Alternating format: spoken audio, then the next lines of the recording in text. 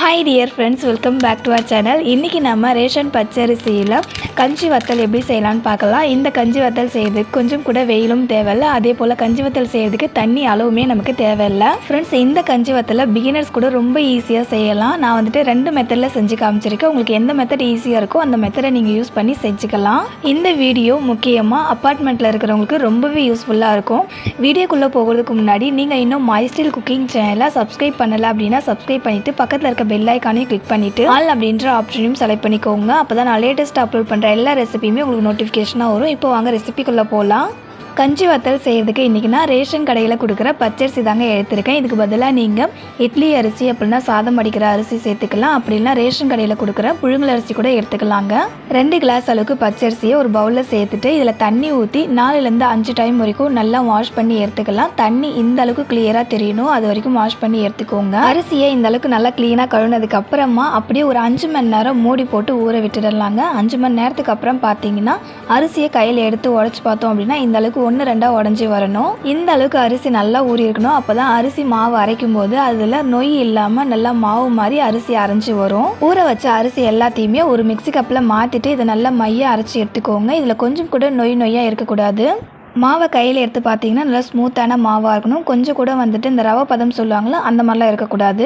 அரிசியை மாவை அரைச்சதுக்கு அப்புறமா ஒரு ஃபில்டரில் ஊற்றி வடிகட்டிக்கலாங்க. இந்த மாதிரி வடிகட்டும் போது சப்போஸ் அரிசி வந்து 1-2 மையாமல் இருந்துச்சு அப்படின்னா அந்த ஃபில்டர்லேயே தங்கிடும். ஆனால் எனக்கு வந்துட்டு மாவு நல்லா மஞ்சிருந்தது. அடுத்தது மிக்ஸி கப்பில் கொஞ்சமாக தண்ணி சேர்த்து அதையும் இந்த மாவு கூட சேர்த்துக்கலாங்க.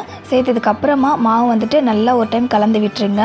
நான் ஃபஸ்ட்டே சொன்ன போல் இந்த கஞ்சி வத்தல் செய்யறதுக்கு நமக்கு தண்ணியோட அளவுலாம் தேவையே கிடையாதுங்க. அடுத்து இந்த மாவு கூட சேர்த்துக்கிறதுக்கு ஒரு சில பொருளை அரைச்சி எடுத்துக்கலாம். அதுக்காக ஒரு மிக்ஸி கப்பில் ஒரு அரை கைப்பிடி அளவுக்கு கருவேப்பிலை, 6 பச்சை மிளகாய், 1 டேபிள் ஸ்பூனுக்கு ஜீரகம் சேர்த்து மிக்ஸி கப்பை க்ளோஸ் பண்ணி கொரப்பாக அரைச்சி எடுத்துக்கோங்க. அரைச்ச பச்சை மிளகாய் கருவேப்பிலை பேஸ்ட்டை மாவு கூட சேர்த்துக்கலாம். சேர்த்துட்டு இது கூட 2 டேபிள் ஸ்பூன் அளவுக்கு கோதுமை மாவு சேர்த்துக்கோங்க.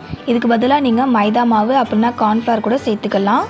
அடுத்தது மாவுக்கு தேவையான அளவுக்கு உப்பு சேர்த்துக்கலாம். நான் வந்துட்டு 3/4 டேபிள் ஸ்பூனுக்கு உப்பு சேர்த்துருக்கேன். சேர்த்துட்டு நல்லா கலந்து விட்டுக்கோங்க. அரிசி மாவு கூட கோதுமை மாவு சேர்த்து கலந்து விடும்போது மாவு வந்து அங்கங்கே கட்டிப்படும். அந்த மாதிரி கட்டிகள் எதுவும் வராத அளவுக்கு நல்லா மாவு வந்து ஸ்மூத்தாக கரைச்சி விட்டுக்கோங்க. அரிசி மாவு கூட கோதுமை மாவு சேர்த்துருக்கேன்ல, இந்த மாதிரி கோதுமை மாவு சேர்த்து செய்யும் போது ஃபர்ஸ்ட் டைம் செய்கிறவங்க கூட கொஞ்சம் கூட சொதப்பாமல் இந்த கஞ்சி வத்தலை செய்யலாம். அதுக்காக தான் கோதுமை மாவு சேர்த்து செஞ்சு காமிச்சிருக்கேன். மாவை நல்லா கரைச்சதுக்கு அப்புறமா மாவு எந்த கன்சிஸ்டன்சியில் இருக்கணும் அப்படின்னா நம்ம கரண்டியில் இந்த மாதிரி கோடு போட்டுட்டு லைட்டாக கரண்டியை சாய்ச்சோம் அப்படின்னா அந்த 2 மாவுமே வந்துட்டு ஒட்டாமல் இருக்குது பாருங்கள். மாவு இந்த அளவுக்கு கொஞ்சம் லைட்டாக திக்காக இருக்கணும். அடுத்தது இந்த கஞ்சி வத்தல் செய்யறதுக்கு நான் ஒரு 4 பிளேட் எடுத்திருக்கேன். இந்த பிளேட் எல்லாத்துலேயுமே எண்ணெய் அப்ளை பண்ணிக்கலாம். அந்த மாதிரி சின்ன பிளேட்டாக எடுத்துக்கோங்க. தட்டில் அந்த மாதிரி முதல்ல எண்ணெய் அப்ளை பண்ணுறதால மாவை இதில் ஊற்றி வேக வச்சு எடுக்கிறதுக்கு ரொம்ப ஈஸியாக வரும். அதுக்காக தான் எண்ணெய் அப்ளை பண்ணுறோம். எல்லா பிளேட்லையுமே எண்ணெய் அப்ளை பண்ணதுக்கு அப்புறமா ஒரு ஸ்பூன் எடுத்துக்கோங்க. அதில் 2 டேபிள் ஸ்பூன் அளவுக்கு பிளேட்டில் மாவை ஊற்றிட்டு இந்த மாதிரி ரொட்டேட் பண்ணிங்கன்னா மாவு வந்து அந்த தட்டில் எல்லா இடத்துலையுமே ஸ்ப்ரெட் ஆகிடும். இதை போலவே எல்லா பிளேட்லையுமே 2 டேபிள் ஸ்பூன் அளவுக்கு மாவு சேர்த்துட்டு ரொட்டேட் பண்ணி நல்லா மாவு ஸ்ப்ரெட் பண்ணி வச்சுக்கோங்க. கஞ்சி வத்தல் செய்யறதுக்கு இது வந்து ஃபர்ஸ்ட் மெத்தடுங்க. நான் வந்து 2 மெத்தட் சொல்லியிருக்கேன்னு சொன்னல, இந்த 2 மெத்தடில் உங்களுக்கு எது ஈஸியாக இருக்கோ அந்த மெத்தடை யூஸ் பண்ணி நீங்கள் இந்த கஞ்சி வத்தல் செய்யலாம். எல்லா பிளேட்லையுமே மாவு ஊற்றினதுக்கு அப்புறமா இட்லி பாட்டில் தண்ணி சேர்த்து நல்லா சூடு பண்ணிக்கோங்க. அந்த இட்லி பாட்டில் இப்போ நம்ம மாவு ஊற்றி வச்சிருக்க தட்டை வந்து உள்ளே வச்சிடலாம். இந்த மாவு வந்து வேகிறதுக்கு ரொம்ப டைம் எடுத்துக்காது. ஒரு 5 செகண்ட் கரெக்டாக நீங்கள் மூடி போட்டு வேக வச்சிங்கன்னா வெந்துடும். ஜஸ்ட் ஒரு 5 செகண்ட் தாங்க, கரெக்டாக 5 செகண்டே நல்லா வெந்து வந்துடும். இப்போது இந்த இட்லி பாட்டை மூடி போட்டு ஒரு 5 செகண்டுக்கு வேக வச்சு எடுத்துக்கலாம். இந்த மாதிரி மாவை வேக வச்சு ஃபேன் கடியில் போட்டு காய வச்சோம் அப்படின்னா ஒரே நல்ல வத்தல் போல் நல்லா காய்ச்சிடுங்க. 5 செகண்ட் ஆனதுக்கு அப்புறமா ஓப்பன் பண்ணி பாருங்கள், நல்லா வந்து வெந்து வந்திருக்கும். வெந்து வந்திருக்கான்னு செக் பண்ணுறதுக்கு கையில் கொஞ்சமாக தண்ணி தொட்டுட்டு இந்த மாவு வந்து தொட்டு பார்த்தீங்கன்னா கையில் ஒட்டாமல் வரணும். அந்த மாதிரி ஒட்டாமல் வந்துருந்துச்சுன்னா மாவு நல்லா வெந்திருக்குன்னு கண்டுபிடிக்கலாம். மாவு கொஞ்சம் கூட கையில் ஒட்டலை, ஸோ மாவு நல்லா வெந்து வந்திருக்கு. இந்த பிளேட்டை எடுத்து வச்சுட்டு இன்னும் மீதி இருக்கிற பிளேட் இதில் வச்சு அதே போல் 5 செகண்டுக்கு வேக வச்சு எடுத்துக்கலாம். வேக வச்ச மாவு எல்லாத்தையுமே தட்டிலேருந்து எடுக்கிறதுக்கு இந்த மாதிரி சைடில் முதல்ல கத்தியால் எடுத்து விட்டுருங்க. கத்தியால் எடுத்து விட்டதுக்கு அப்புறமா நம்ம எடுத்தோம் அப்படின்னா எடுக்கிறதுக்கு ரொம்ப ஈஸியாக வரும். மாவு எந்த அளவுக்கு நல்லா தின்னாக ஊற்றிருக்கேன் அப்படின்றத பாருங்கள். இந்த அளவுக்கு நல்லா தின்னாக ஊற்றி எடுத்துக்கோங்க. ரொம்ப வந்து மொத்தமாக இருக்கக்கூடாது. இது போலவே மீதி தட்டில் இருக்கிற எல்லா மாவுமே எடுத்துடலாம். எடுத்ததுக்கு அப்புறமா இதை காய வைக்கிறதுக்காக ஃபேன் கடியில் ஒரு காட்டன் கிளாத் போட்டுட்டு நம்ம தட்டிலேருந்து எடுத்த மாவை காட்டன் கிளாத் மேலே போட்டு காய விட்டுடலாம்.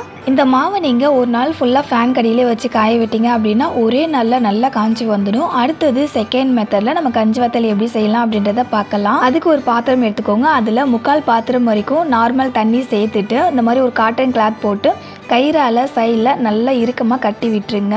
அடுத்தது இந்த பாத்திரத்தை ஸ்டவ் மேலே வச்சுட்டு தண்ணியை நல்லா சூடு பண்ணிக்கோங்க. தண்ணி சூடாகி அந்த துணிக்கு மேலே ஆவி வரும், அந்த அளவுக்கு தண்ணியை சூடுபடுத்திக்கணும். தண்ணி நல்லா சூடாகி துணிக்கு மேலே ஆவி வந்ததுக்கு அப்புறமா நம்ம அரைச்சி வச்சிருக்க அரிசி மாவை இந்த துணி மேலே ஊற்றிட்டு தோசைலாம் ஊற்றுவோம்ல அந்த மாதிரி ஊற்றி இந்த மாவை வந்துட்டு ஒரு 3 செகண்ட் மூடி போட்டு வேக வச்சுக்கலாம். 3 செகண்டுக்கு அப்புறம் ஓப்பன் பண்ணி பாருங்கள், மாவு இந்த அளவுக்கு நல்லா வெந்து வந்திருக்கும். இப்போ மாவுடைய சைடில் கத்தியால் அந்த மாதிரி எடுத்து விட்டுட்டு அதுக்கப்புறமா கரண்டியால் எடுத்தீங்க அப்படின்னா துணியில் ஒட்டிக்காமல் ஈஸியாக எடுக்கலாம். மாவு சரியாக வேகாமல் இருந்துச்சுன்னா மட்டும்தான் உங்களுக்கு இந்த மாதிரி எடுக்கிறதுக்கு வராதுங்க. வெந்து இருந்துச்சு அப்படின்னா எடுக்கிறதுக்கு ரொம்பவே ஈஸியாக வரும். இதே போலவே மீதி இருக்கிற எல்லா மாவுலையுமே மாவு ஊற்றி வேக வச்சு எடுத்துக்கலாம். செகண்ட் மெத்தடில் செஞ்ச இந்த அரிசி மாவையும் எடுத்து காட்டன் கிளாத்தில் போட்டு ஒரு நாள் ஃபுல்லாக ஃபேன் கடியிலே போட்டு காய வச்சிங்க அப்படின்னா ஒரே நாளில் நல்லா காஞ்சி வந்துடும். இந்த மாவை அப்படியே ஒரு நாள் ஃபுல்லாக ஃபேன் கடியிலே காய விட்டதுக்கு அப்புறமா நான் காமிக்கிறேன் பாருங்க எந்த அளவுக்கு நல்லா காஞ்சி வந்திருக்கு அப்படின்னு. கொஞ்சம் கூட செலவே இல்லாமல் ரேஷன் கடையில் கொடுக்குற பச்சரிசி மட்டுமே வச்சு எவ்வளோ சூப்பரான ஒரு கஞ்சி வத்தல் செஞ்சுருக்கோம்ல. கண்டிப்பாக இதே மாதிரி நீங்களும் கஞ்சி வத்தல் செஞ்சு பாருங்க.